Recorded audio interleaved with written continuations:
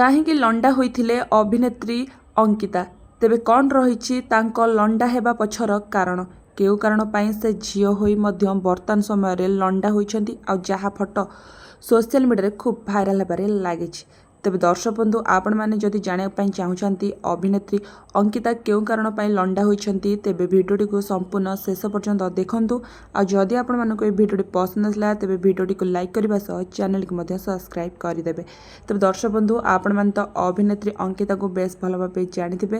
ତାଙ୍କ ଅଭିନୟକୁ ମଧ୍ୟ ଆପଣମାନେ ନିଶ୍ଚିତ ଭାବେ ସିରିଏଲ ଓ ମ୍ୟୁଜିକ୍ ଭିଡ଼ିଓ ମାଧ୍ୟମରେ ଦେଖିବାକୁ ପାଇଥିବେ। ତାଙ୍କ ଅଭିନୟକୁ ମଧ୍ୟ ଆପଣମାନେ ଖୁବ୍ ପସନ୍ଦ ମଧ୍ୟ କରିଥିବେ।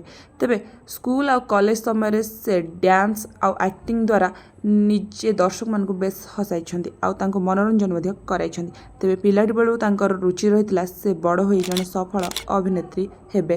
ତେବେ ବର୍ତ୍ତମାନ ସମୟରେ ସେ ଜଣେ ସଫଳ ଅଭିନେତ୍ରୀ ହୋଇସାରିଛନ୍ତି।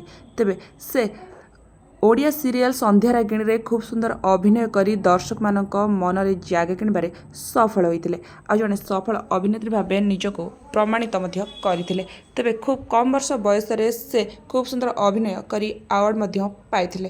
ତେବେ ଦର୍ଶକ ବନ୍ଧୁ, ବର୍ତ୍ତମାନ ସମୟରେ ଦେଖିବାକୁ ମିଳିଛି କି ଅଭିନେତ୍ରୀ ଅଙ୍କିତା ଲଣ୍ଡା ହୋଇଛନ୍ତି। ହେଲେ ତାଙ୍କ ଲଣ୍ଡା ହେବା ପଛର କାରଣ କ'ଣ, ଚାଲନ୍ତୁ ଜାଣିବା। ତେବେ ଦର୍ଶକ ବନ୍ଧୁ, ସୋସିଆଲ ମିଡ଼ିଆରେ ଅଙ୍କିତାଙ୍କ ଫଟୋ ସହ ଯେଉଁ ଲଣ୍ଡା ଫଟୋଟି ଖୁବ୍ ଭାଇରାଲ ହେଉଛି, ସେ ଅଙ୍କିତା ନୁହନ୍ତି, ସେ ହେଉଛି ଆଉ ଜଣେ ଝିଅ, ଯିଏକି ଅଭିନେତ୍ରୀ ଅଙ୍କିତାଙ୍କ ଭଳି ଦେଖିବା ପାଇଁ। ତେବେ ବର୍ତ୍ତମାନ ସମୟରେ ସୁଦ୍ଧା ଅଙ୍କିତା ଲଣ୍ଡା ହୋଇନାହାନ୍ତି, ସେ ଆଉ ଜଣେ ଝିଅ ଲଣ୍ଡା ହୋଇଛନ୍ତି। ତେବେ ଆପଣମାନଙ୍କୁ କ'ଣ ଲାଗୁଛି, ଅଙ୍କିତା ଆଉ ଏ ଝିଅ ଦୁହେଁ ଏକାପରି ଦେଖିବାକୁ ଯଦି ଲାଗୁଥାଏ ନିଶ୍ଚିତ କମେଣ୍ଟ ମାଧ୍ୟମରେ ଜଣାନ୍ତୁ। ଭିଡ଼ିଓ ଭଲ ଲାଗିଥିଲେ ଲାଇକ୍ କରନ୍ତୁ, ଆଗୁଆ ଭିଡ଼ିଓ ଦେଖିବା ପାଇଁ ଚ୍ୟାନେଲକୁ ସବସ୍କ୍ରାଇବ୍ କରନ୍ତୁ। ବର୍ତ୍ତମାନ ପାଇଁ ରହିଲି, ଧନ୍ୟବାଦ।